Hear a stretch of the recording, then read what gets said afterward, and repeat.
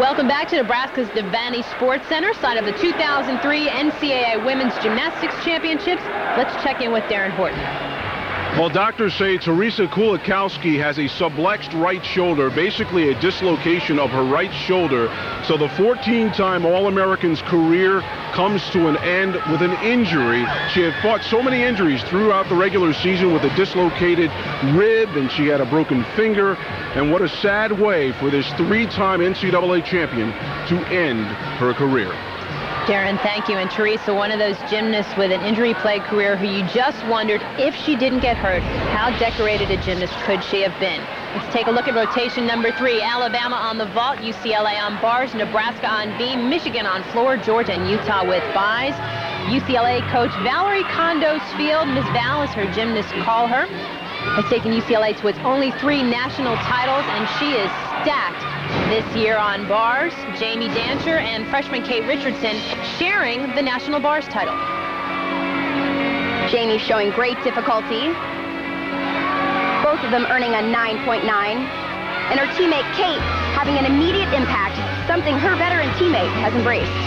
I'm excited for little freshman Kate to win beam, and then if I have to share anything with anybody, I want it to be one of my teammates, and I'm just really excited. Kate, as a freshman, come in and take 2 events. It's great. UCLA with a firm stronghold on bars. Yvonne Tusek, who we'll see in a little bit, the 2001 bars champion. And this young woman will be swinging for the last time in a Bruins Leo. Doni Thompson, and bars is her forte. This is the only event she's competing in this competition.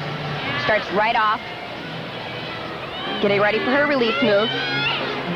Beautiful Tkachev, great height as she transitions into a straddle back handstand. And for not having competed a whole lot this year, Doni went 9-8 in prelims, looking clean today. Small step on the landing.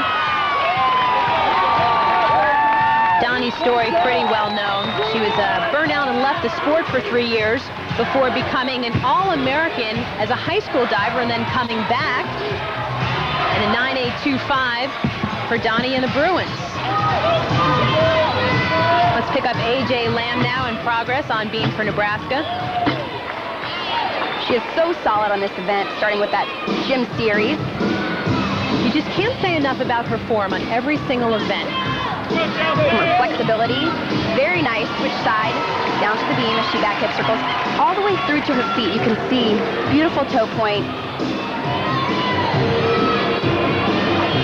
AJ, a business administration major, earning Big 12 academic honors. She still has 1 year of school left, even though her eligibility is done, so she will be one of the team's managers next year. She'll be dismounting off the side, gainer full, perfect landing. I think her dad, Dave, kind of likes that, huh? I think so. Good thing he's not one of the judges. It might be a bit biased. And you really have to give Nebraska credit. After stumbling on bars, so far they've been able to pull it together on one of the most difficult events. Nice and clean, 9-9 for A.J. Lamb. Jeana Rice now on vault for Alabama, the first team All-American this season, doing the ever-popular Yurchenko pull. Beautiful height. Wow, excellent landing. She didn't move, proving that she really nailed that vault. Now, is this a vault with everybody doing it you see being devalued down the road because it is a 10? Well, there are athletes out there that can do a more difficult vault, but why when that's a 10-0 start value? You can earn a score like a 9-9. Which Jeana Rice received. Michigan freshman Becca Clauson on floor, setting up for a pass from St. Paul, Minnesota. Very solid double pike. Becca's actually got a great story. Michigan was her dream school. Bev Clocky wasn't able to offer her a scholarship initially, but then one of the girls who committed reneged, and all of a sudden there was money, and you had an elated Becca Clauson. Well, and this is a great event for her. She was the 2000 Junior Olympic National Champion, ending with a full front tuck. Becca Clauson, a high score this year on 3 events for the Wolverines, and Bev Clocky says she sees Becca someday being a consistent all-arounder for Michigan. And a 9.85 for Becca on floor.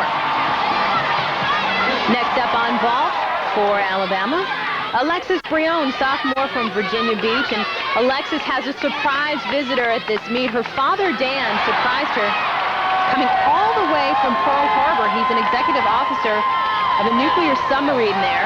She had no idea he was coming. It's got to be a great surprise for her. Alexis is performing a once typical vault, front entry, handspring pike front half. Beautiful. With the new vault, we've been seeing a lot of Yurchenko's, a vault that at one point wasn't even allowed in college, but it's good to still see the front entry vault. Alexis' dad, glad he made the trip. And Alabama staying right with UCLA as Brion gets a 9.875 on her vault. Pac-10 Freshman of the Year, Kay Richardson, now up on bars.